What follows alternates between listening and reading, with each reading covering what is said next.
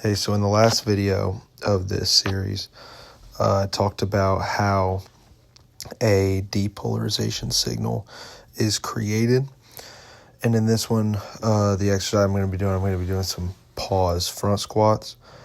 And so in this, we're going to be talking about how this depolarization signal is going to move from the central nervous system and all the way towards your muscle. So once that depolarization spike is created, the next step is getting the signal all the way from the brain to the muscle.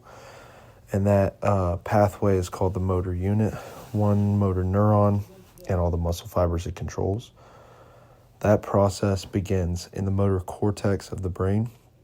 When you lift, the neurons in this region fire action potentials. These signals travel down the upper motor neurons through the spinal cord.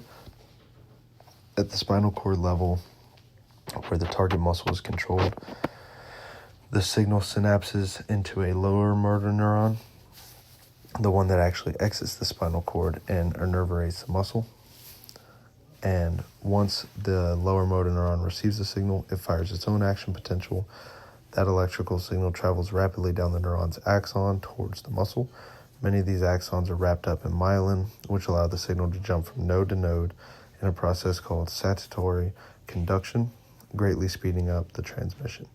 When an action potential reaches the end of the neuron at the neuromuscular junction, it triggers the release of acetylcholine into the synaptic cleft.